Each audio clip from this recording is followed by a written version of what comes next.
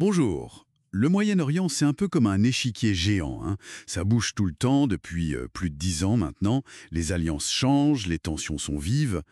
Aujourd'hui, on va essayer de décortiquer un peu tout ça, en s'appuyant sur une analyse récente pour comprendre les grands mouvements et surtout le changement de cap américain. Oui, bonjour. L'idée, c'est vraiment de regarder de près les acteurs principaux. Les États-Unis, bien sûr, l'Arabie saoudite, la Turquie, Israël, l'Iran, voir comment leurs stratégies s'ajustent, parfois s'opposent, et ce que ça implique pour la région. On va explorer un peu le contexte. Les ambitions saoudiennes, elles sont énormes, le rôle clé de la Turquie, et puis, bon, l'inévitable question israélo-palestinienne avant de regarder vers l'avenir. Parfait. Commençons peut-être par les États-Unis. On se souvient de l'alliance historique avec l'Arabie saoudite. Pétrole contre sécurité, c'était simple. Mais ça a bien changé. Ah oui, complètement. Le vrai tournant, c'est après l'11 septembre, et puis surtout avec le printemps arabe. Depuis, que ce soit Obama, Trump ou Biden, la ligne directrice, c'est moins d'implication militaire directe. En gros, la stratégie, c'est d'essayer de déléguer la gestion des crises aux alliés locaux. Partager le fardeau, comme ils disent. Une sorte d'externalisation de la sécurité. C'est un peu ça. Contenir l'Iran reste la priorité, et garantir la sécurité d'Israël aussi. Mais on compte sur les acteurs régionaux pour faire le travail sur le terrain. C'est un pari, hein, parce que ses alliés sont souvent rivaux. Et cette fameuse visite de Trump à Riyad en mai 2025, où il a rencontré le nouveau leader syrien, Al-Atra, ça s'inscrit là-dedans? Tout à fait, c'est une tentative, disons, de redessiner un peu la carte régionale, réintégrer peut-être la Syrie stabilisée sous Al-Ara dans une nouvelle architecture, une architecture où la Turquie, l'Arabie saoudite et Israël pourraient trouver un espèce d'équilibre, toujours avec l'objectif de contenir l'Iran, bien sûr. Intéressant. Et ça nous amène à l'Arabie saoudite. On entend beaucoup parler de leur plan Vision 2030. C'est quoi exactement? C'est un projet absolument gigantesque. L'idée, c'est de diversifier l'économie pour sortir du tout pétrole. Ils investissent dans le tourisme, la tech, et ça commence à porter ses fruits. On voit une croissance hors pétrole assez nette.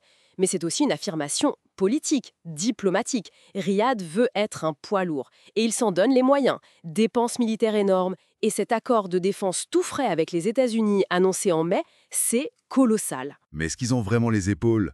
Ils dépendent encore beaucoup de l'Occident pour leur sécurité, non? Et puis, il faut jongler avec les autres puissances, comme la Turquie. C'est toute la question. Ils ont des ambitions, mais aussi des limites claires.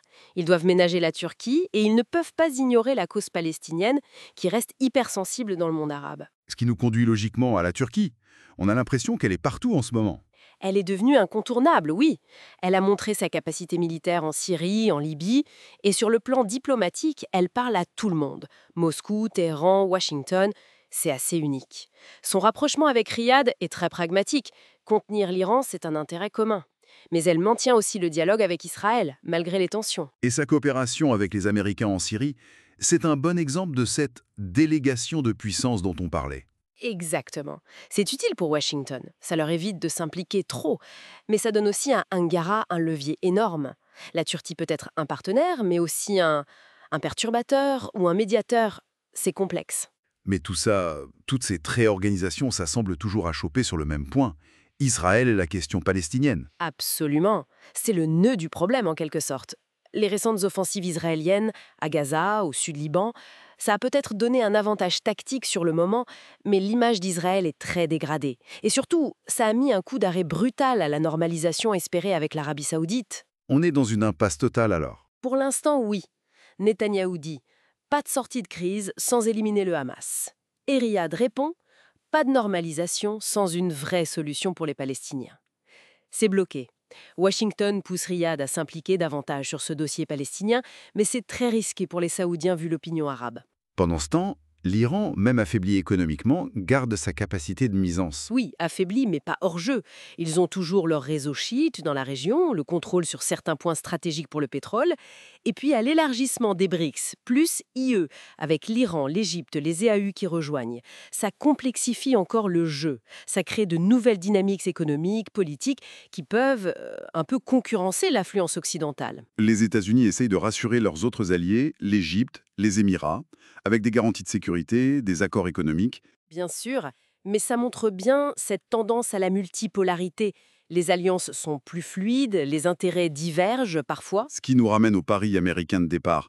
Essayer de faire tenir ensemble ce triangle Turquie, Arabie Saoudite, Israël. C'est fragile, non? Très fragile. Les rivalités entre ces trois-là sont profondes. Washington doit sans cesse jouer les arbitres.